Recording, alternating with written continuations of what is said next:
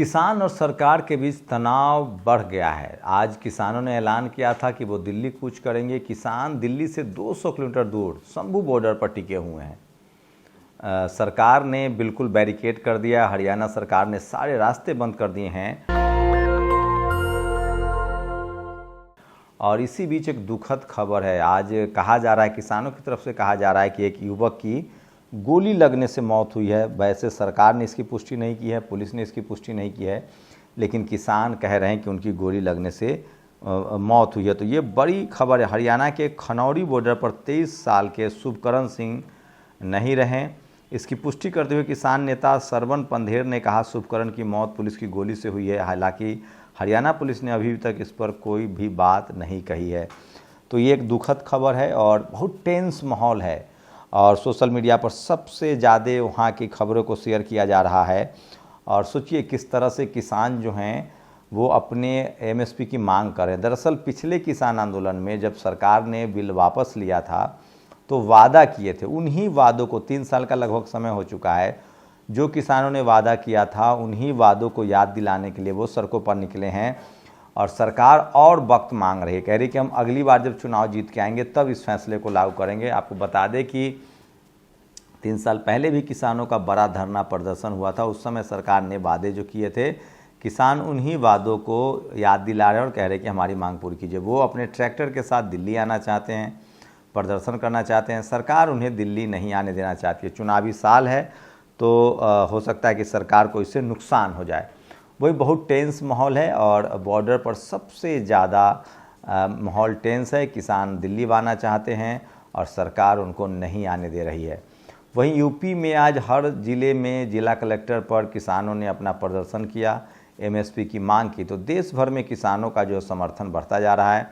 तमिलनाडु की सरकार ने किसानों को एमएसपी से ज़्यादा पैसे देने की पर अन्न खरीदने की बात कही है और ये भी बड़ी खबर है, सोशल मीडिया पर वायरल है। वहीं अखिलेश यादव ने एक बड़ा ट्वीट किया, हाथरस में 20 दिन के अंदर छात्रा से 2 बार रेप। परिजन बोले स्कूल जा रही बेटी को खेत में ले गया, शिकायत करने पर मारने की सलाह दी। तो यूपी में कानून व्यवस्था को लेकर सवाल उठ रहे हैं। वहीं चंडीगढ़ मेयर वाली बेईमानी में बड़ी खबर है कि अनिल मसीह और बीजेपी के सांसद जो हैं किरण खेर, उनके खिलाफ एफआईआर दर्ज की गई है, उसकी जांच होगी। इससे होगा कि पता चल जाएगा कि वो कौन लोग थे जिनके कहने पर ये सारी बातें की गई थी। वैसे सुधीर चौधरी ने कल अपनी खबर में बताया कि ये जो अनिल मसीह है ये चुनाव का अधिकारी नहीं था, ये नॉमिनेटेड पार्षद था, बीजेपी का नेता है और इसको चुनाव आयोग ने इसको आरओ बना दिया था, रिटर्निंग ऑफिसर बनाया था और इसने बेईमानी की है और इसकी जांच होनी चाहिए कि इसके पीछे कौन लोग हैं। तो चंडीगढ़ मेयर चुनाव में धांधली करने के आरोप में अनिल मसीह और एमपी किरण खेर के खिलाफ चंडीगढ़ पुलिस में शिकायत दर्ज है। देखना है चंडीगढ़ पुलिस कितनी जल्दी एफआईआर कर मामले में गिरफ्तारी करती है। अनिल मसीह की जांच होते ही इस षड्यंत्र में शामिल बड़े नामों का खुलासा हो जाएगा। तो राजनीति अपने शवाब पर चल रही है और अब मोदी जी को खुद बोल देना चाहिए कि देश में लोकतंत्र जैसा कुछ नहीं है। गौरव यादव ने ट्वीट किया है, किसानों के साथ जिस तरह से ज्यादती हो रही है, जितना ज़्यादा तनाव बढ़ रहा है उतना ज़्यादा किसानों को सिंपैथी मिल रही है और चुनावी साल में बीजेपी को मुश्किल बढ़ सकती है। जो जुल्म आज राहुल गांधी के बब्बर सिरों पर, सोचिए राजस्थान में कांग्रेस ने एक प्रोटेस्ट कॉल किया था जिसके बाद उन पर वाटर कैनन की बौछार की गई है। ये भी सोशल मीडिया पर सबसे बड़ी खबर है जो आज वायरल है और ये तमाम बड़ी खबरें हैं जो सोशल मीडिया पर आज वायरल है। इसलिए मैं कह रहा हूँ सोशल मीडिया ही सच्चा मीडिया है, सोशल मीडिया ही बहुजन मीडिया है। भगवान के नाम पर भीख मांगी जाती है, वोट नहीं। वोट लेने के लिए रोजगार, शिक्षा, स्वास्थ्य, कृषि, अर्थव्यवस्था की बात करनी चाहिए। नेहा सिंह राठौर ने ये धर्म की राजनीति करने वालों पर बड़ा तंज किया है जो आज सोशल मीडिया पर वायरल है। और उत्तर प्रदेश के सभी जिलों में डीएम दफ्तरों पर भारतीय किसान यूनियन का प्रदर्शन। नोएडा में ट्रैक्टर लेकर डीएम की दफ्तर की तरफ बढ़ते हुए किसान। तो किसान आंदोलन जो है वो बढ़ने के बजाय, रुकने के बजाय और बड़ा होता जा रहा है और सोशल मीडिया पर लगातार आम लोगों का समर्थन मिल रहा है। टीवी अखबार के न चाहने के बाद भी ये खबरें जो हैं बड़ी होती जा रही है और किसानों के प्रति सिंपैथी है। किसानों पर गोले बरसाए जा रहे हैं, पेपर आउट होने के बाद छात्र आत्महत्या कर रहे हैं, वोटिंग में खुलेआम धांधली हो रही है और सत्ता में बैठे लोग मुसलमानों को देशद्रोही और सिखों को खालिस्तानी बता रहे हैं। नेहा सिंह राठौर ने ट्वीट किया, वैसे दलित को उग्रवादी, ओबीसी दलित को उग्रवादी, आदिवासियों को नक्सलवादी भी कहा जाता है। ये वो वक्त है जब चालाक लोग बिगाड़ के डर से ईमान की बात कहना बंद कर रहे हैं, पर यही वो वक्त है जब पैर जमीन पर गाड़ के लड़ने की ज़रूरत है। नेहा सिंह राठौर ने सोशल मीडिया पर ट्वीट किया है कि लोग सरकार के डर से कुछ बोलने से घबरा रहे हैं, लेकिन ये वक्त है कि सरकार से सवाल पूछा जाना चाहिए। तो सोशल मीडिया पर ये तमाम बड़ी खबरें हैं जो आज वायरल है और किसानों को लगातार सिंपैथी मिल रही है। वहीं सरकार के लिए मुसीबतें कम नहीं हो रही है।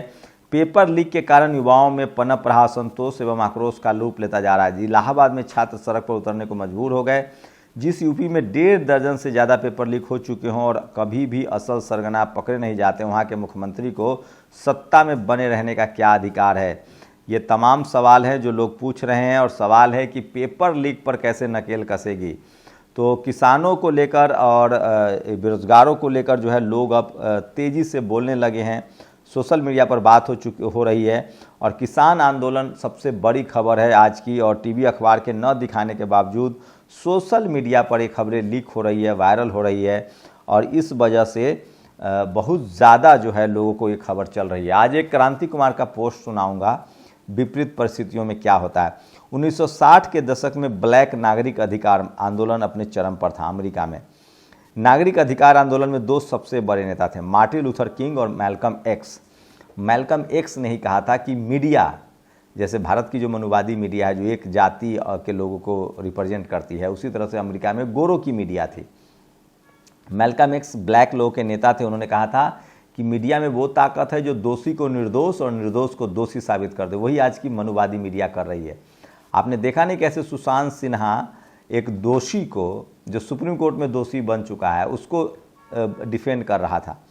तो सोचिए, लेकिन दोनों के तो नागरिक अधिकार आंदोलन में 2 सबसे बड़े नेता थे, मार्टिन लूथर किंग और मैल्कम एक्स, लेकिन दोनों के रास्ते और विचारधारा अलग थी। मार्टिन लूथर किंग समान नागरिक अधिकार चाहते थे, जो अधिकार गोरों की है वही अधिकार हमें भी चाहिए, लेकिन मैल्कम एक्स ब्लैक समुदाय के हार्डलाइनर नेता थे। उनकी मांग और विचार, ब्लैक समुदाय इस पृथ्वी के मूल लोग हैं, गोरे लोग शैतान हैं, गोरे समुदाय के वर्चस्व का विनाश करना होगा। अमेरिका के भीतर ही ब्लैक समुदाय को अलग देश मिलना चाहिए। 6 फुट 3 इंच लंबे मैल्कम एक्स बहुत ही प्रभावशाली नेता थे। अपनी बुलंद आवाज़ से श्रोताओं को जल्दी आकर्षित कर लेते थे। FBI ने उनकी फाइल खोल दी थी। CIA ने उन्हें अपने रडार पर ले लिया था। उन्हें चुप रहने की सलाह दे दी।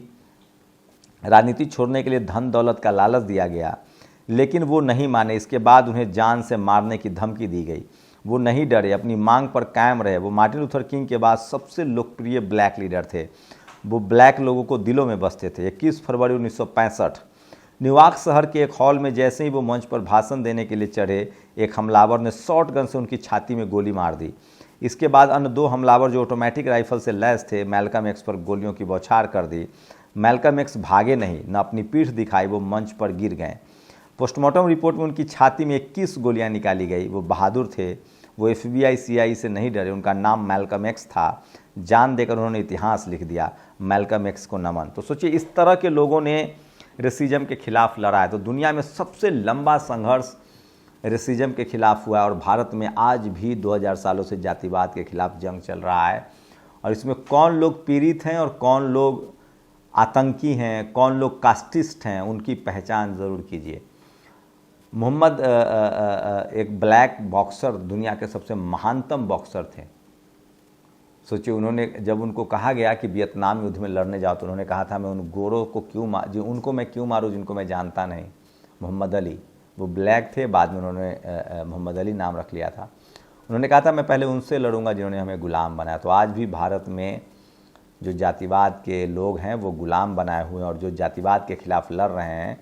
जगदेव बाबू की हत्या हुई, दलित पिछड़े आदिवासी नेताओं को जेल में डाल दिया जाता है, उनको भ्रष्ट कहा जाता है। ये सब कुछ टीवी अखबार के दम पर। इसलिए ज़रूरी है कि आप अपना सोशल मीडिया खड़ा कीजिए, टीवी अखबार खड़ा कीजिए और जो भी शोषित वंचित समाज के सफल लोग हैं, आर्थिक रूप से, सामाजिक रूप से, राजनीतिक रूप से, अगर आप एकजुट नहीं हुए और अपने अधिकार के लिए नहीं बोलेंगे तो आपकी हालत बहुत ख़राब होगी।